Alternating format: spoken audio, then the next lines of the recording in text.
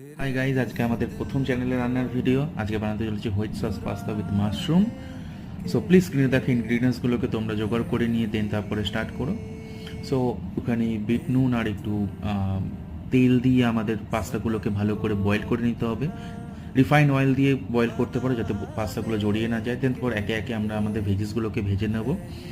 So capsicum, bit গাজর, onion এগুলোকে আমরা ভেজে নেব। তার সঙ্গে আমরা একটু ব্ল্যাক পেপার আর একটু চিলি ফ্লেক্স দিয়ে দেন তারপরে আমাদের মেন পার্ট, যেখানে আমাদের বাটার আর অল্প একটু ময়দা দিয়ে আর দুধ দিয়ে আমাদের ভালো করে সসটাকে তৈরি করে নিতে হবে, যেটা আমাদের হোয়াইট সস পাস্তার মেন ইনগ্রিডিয়েন্টস। আর একটা তার সঙ্গে আমরা মোজারেলা চিজ, তোমরা পরিমাণ মতন একটু সুইট কর্ন দিতে পারো। এর সঙ্গে তোমরা একটুখানি চিলি ফ্লেক্সও একটু অ্যাড করতে পারো। নুন দেবে, চিনি দেবে, তোমাদের টেস্টের ওপর ডিপেন্ড করে। দেন তারপর ভেজে রাখা ভেজিসগুলোকে একে একে দিয়ে 2 থেকে 3 মিনিট তোমরা গ্যাসটাকে হালকা ফ্লেমে চালিয়ে দেন সার্ভ করে নাও। প্লিজ সাবস্ক্রাইব করো।